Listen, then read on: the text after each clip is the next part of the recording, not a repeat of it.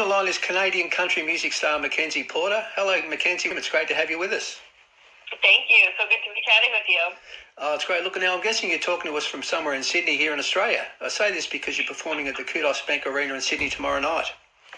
Yeah, so I'm just in my hotel room right now. We got to Sydney yesterday and got to just do a little exploring around and a dinner, and tomorrow's the show, and then we fly out. So Great. The last stop in our Australian tour. Yeah, that's fantastic. We're here in Australia touring with Brad Paisley and Morgan Evans, of course. Wow.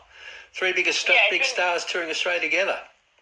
It's been so cool. I mean, obviously I'm a huge Brad fan and a big Morgan fan, and it's been really cool to be able to hang with them, and then I get to get up on stage with Brad every night, sing with the lullaby with him, and that's been a really cool opportunity for me. So I'm having a blast. Yeah, that's great. So the tour's been really good. So tell us where you've been so far, if you can remember. I'm sure you can. So we've been we played CMC Rocks first right. for 2 nights, and then we played Brisbane, Melbourne, Cairns, just outside of Cairns, and then Sydney. Great. Yeah, look, and with the CMC Rocks festival in Ipswich, Queensland, of course, that was the weekend before last, and what a lineup that was. Absolutely incredible. It must have been great to be part of it all. It really was. I mean, I had no idea the turnout was going to be so massive, and right. I didn't know that they would know any of my music, and they knew deep cuts of my record. It was pretty cool, and a pretty crazy moment for me to come across this far and to see people singing my music over here. And knowing it word for word. You got a bit of a shock, did you? Word for word. Yeah. Yeah, they don't even know word for word when I'm back home as much, so it's pretty cool. That's fantastic. And what about your set list? I'm guessing you played all the big hits? I did, yeah. I played all the songs that people would know, and then a couple new ones that hopefully will be on my next record coming out. A couple covers. I bust out the fiddle at some point, or a couple times, and I think we put on a really fun show. I've been doing the show for a while, so I'm excited to get new music out at the top of next year to add some more new songs. But we've been on such a crazy run this year, and we finished off the whole tour in Australia, and I can't think of a better place. Right, that's great. Look, I'm guessing that Drinking Songs is one of the favourite songs, was it? It was, and I had no idea that anybody would know it over here. And, the first time I sang it, I'm like, what? Because it wasn't a single. So that was so cool to see people know the song that well. I think it's a song that everyone can relate to, isn't it? It's absolutely fantastic.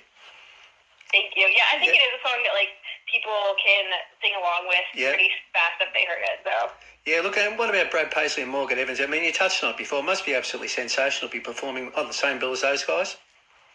Yeah, I mean, they're both just so talented, and then on top of it, really cool people, and it's been really nice with Brad. I did a movie with his wife, Kimberly, and she's on this run, so even the last show, she was text me, and she's like, come back and hang out with me and Brad backstage, and it was just a really cool, family environment. It's really nice. Fantastic, and Brad's been getting up on stage as part of his set.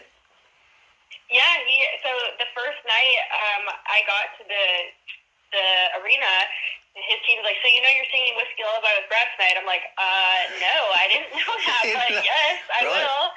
And I was very nervous because, I obviously knew the song really well, but had never performed it before, sang it before live, so I spent the next 3 hours just practicing in my dressing room. Fantastic. Look, I believe this is your first time touring Australia. What do you think of our beautiful country? I love it. It's my second time here. The first time was just a vacation. So I came in I think it was 2010 maybe. Right. I came just to see and visit, and I spent a lot of time in Burleigh Heads, which is a really cool place. Right, Gold Coast. And then this time it's kind of a work / vacation trip, and it's been really cool. I brought my husband along. I made him take 2 weeks off of work so he could experience it with us, and it's kind of a once in a lifetime opportunity to come over here and tour. And well, hopefully it's not once in a lifetime, but for me so far it's the first time I've ever done anything like this, and I wanted him here to that's experience it with me. That's absolutely fantastic. So you're treating it not just as work, but also a bit of a vacation as well. Yeah, so we basically have a show and then a day off, and then a show and then a day off. So it's been good because we have been able to, experience a city, and then the next day we play that city. So it's cool, like going to restaurants and people being like, "What are you doing here?" I'm like, "We're about to play the arena tomorrow night." So it's been a kind of a cool balance of work and play. That's fantastic. That was one of the questions I was going to ask whether you had a chance to do any sightseeing. You obviously have. We have. So we had a day off in Cairns just 2 days ago. Went to the beach. We didn't really get in the water too much because we were kind of warned against maybe not getting in the water. Oh, okay. Just because of jellyfish and stuff like that. I don't know anything about it, but no, you've got to be careful of those. Absolutely, yep. Yeah, but anyways, it was really cool, and we've gone to so many different little restaurants and hole in the wall places that we've discovered by just meeting different locals and being like, where should we go eat? And them telling us cool places that we would have never found on our own. Yeah, no, that's great. Look, the tour winds up this Saturday in Auckland, of course, in New Zealand. So I'm done. After Australia, I fly home. I got to get back to record that this is my last show with them. Right. Yeah, so you're actually not going to Auckland? I'm not. Oh, okay. I thought you were. But no, I go home. I was Right. going to at one point, but we had some scheduling stuff come up, so I head home. Yeah, I see. What about, have you got any plans? Can I ask you what your plans are post the tour then? You're heading back to Canada, you said that? So I live in Nashville now. Oh, you're in Nashville, right? We head back to Nashville. We have a quick wedding to go to of my sister-in-law, and then I'm back in Nashville recording and writing my record, and hopefully we'll have that coming out early next year. Right, fantastic. Can't wait for that. Look, your most recent record release was the song 1-2, of course. That wonderful collaboration with Dallas Smith. Yeah, Dallas is a good friend of mine, and we had the same team, and we talked about, should we put a song out together? And we found the song. Neither of us wrote the song, actually. Do you know the Seaforth Boys? Yes, I do, yes. So they wrote the song, and we had heard it, and asked if we could cut it, and they're like, yeah, they weren't cutting at the time, so Dallas and I cut it, and I just love the song, and it's been cool to see, different couples or people that have gone through a breakup relate to it. Yeah, no, it's great. Look, I saw some shots on Facebook of you performing with Dallas at the recent Canadian Country Music Awards. Yeah, we performed it at the Canadian Country Music Awards. Yeah, look, and you're probably not aware that I actually interviewed Dallas earlier this year.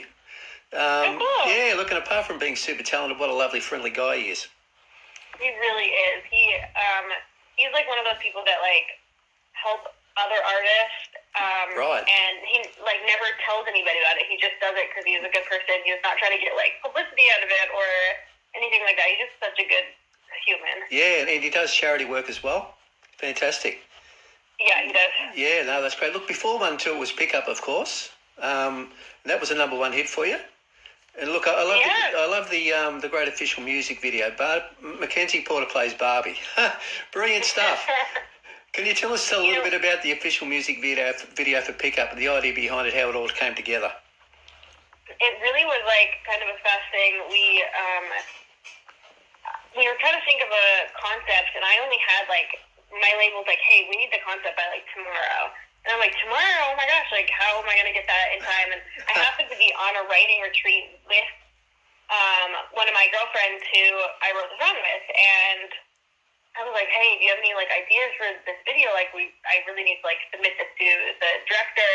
Anyway, so we just had a couple glasses of wine, and we thought of that idea together, and I pitched it to the label, and I pitched it to the director, and everybody loved it, and I think it turned out really well. It was a fun video and kind of a cool concept. I just wanted to make sure that the concept was not exactly what you think it would be if you heard the song. Just a little bit more of a creative idea around it. Yeah, no, that's great. Look, and it's amazing what a couple of glasses of wine can do, doesn't it? For creativity. Incredible. There's more evidence. Fantastic. Yeah. Look, and speaking of number one hits, you created a bit of history in 2020 by having 3 consecutive number one hits on the Canadian country radio charts. Wow. You were the first female artist to achieve this for 22 years. That's some sort of achievement. Yeah, it's pretty cool. I have a really amazing team, and we've been able to put out songs I really love, and luckily radio's really loved it, and people really loved it, and I also have, 30 people in the background working their jobs and crushing it to be able to accomplish that, so it really is a big team effort. Yeah, that's fantastic. And you mentioned it before. What about new music? You're working on an album, are you? right when I get home, like literally the day I get home, I start writing. And in the studio, we've cut like 4 songs for it, but I probably need another. There'll be 12 songs on the record, probably. Right. So you've got 4. I've got some work to do. Yeah. So you've got 4 already, but another 8 to go. A little ways to go. Yeah. Yeah. But So I'm excited. I've been on the road since this time last year, and I kind of need a break to just get the songs, get new music, so I can tour new music, and I'm excited for that phase. Yeah, look, I guess someone with your talent, 8 songs will only take about a week or so, wouldn't it? It might take a little longer than that. Good luck, can't wait. Fantastic. Look, what about, and also if we go right back to the very early days of McKenzie Porter's music career for a moment, if we can. Can you tell us a little bit about when you started out in music, when it was, and what inspired you to become a musician? You've probably been asked that a lot, but I think I'd love to ask you that question. Yeah, I started playing music when I was 4 years old. I started studying classical violin and piano, and right. I don't really remember that, obviously, or remember anything before that, but music has just always been like such a big part of my life, and it really has been something that I've wanted to do forever. And I think my parents maybe just knew that about me, or they sensed that about me. That's why they put me in lessons so early. And I've been doing it ever since. I've never done anything else. So this has been my life. So it's been your life. So do you recall your first formal gig? I like asking that question. It's surprising how few people actually do remember. They say, I sort of developed and this sort of happened, but can you remember the first one? Can you pinpoint it? The first gig I ever played? Yeah, that's formal, like proper gig, whatever you like to say. Well, I remember the first festival I ever played was in Ottawa, Canada. It was called the Capital Hoedown. Right. And I remember that clear as day. I was probably maybe 17 or 16, maybe 17. Right. And it was just such a cool moment because I'd never played in front of that many people, and country music was always the thing I wanted to do. And I remember walking through the crowd after and some people taking pictures of me, and I'm like, oh right. my God, I think I made it. Yeah, fantastic. That was a moment. That was a moment you sort of thought, I'm on my way. I mean, in a very naive sense, I've since learned that I was very, very far and still am very far, but it was a very cool moment for me. No, that's great. Look, and now before we let you go, we need to mention, of course, that in addition to your wonderful music career, you've also put together a very successful acting career, and you sort of mentioned it before, with movies, television, the lot.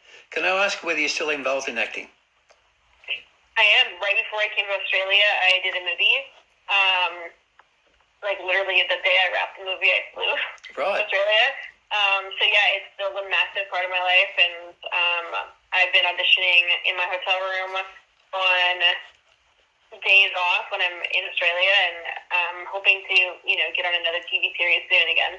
Great. So really, it's a combination of acting and music. They're sort of both of equal importance almost to you. You see yourself as both, really. They're both your careers. Both of them are your career. Yeah. Great. I think so. I mean, a lot of people are doing that now. Obviously Tim McGraw and Pink Hill are doing that, and Lainey Wilson, and there's just a lot of people who are balancing both. And for a long time, it was a very negative thing. People would tell me well, you can't do both. Yeah. I'm like, why? Why can't I do both? So I'm glad that now that landscape has sort of changed a bit, and people are more accepting of that. Yeah, that's great. And that was going to be my next question, the difficulty in balancing the two, but you reckon you've got it pretty well worked out? Yeah, I mean, there's definitely scheduling conflicts, and, we have to always, be aware of, okay, what's the better move right now, or what have I committed to first, that kind of stuff. But we're working through it, and we'll just kind of face each challenge as they come. Oh, that's great. Look, thanks so much, McKenzie, for joining us today. It's been an absolute pleasure. Thank you so much. And all the best for the remainder of the tour, which is Sydney tomorrow night. I'm super excited. It's been fun. That's great. And look, also the upcoming album. Have you got a look? This is probably putting you on the spot. Have you got a release date for us? How ambitious is that to ask that? You've only got 4 songs so far. No, of course not. I know we don't have one yet, but hopefully, definitely the front half of next year. That's okay. Well, that narrows it down. It's funny because a lot of people, they say, 2023. And that's so that's an exclusive. That's a real exclusive, actually. That's the first part of 2023. Fantastic. That's great. Look, good luck with it all, and lovely talking to you, and I hope to talk to you again soon. Yeah, I hope so. Thank you so much. Thanks so much, McKenzie. Bye. Okay, bye. Bye.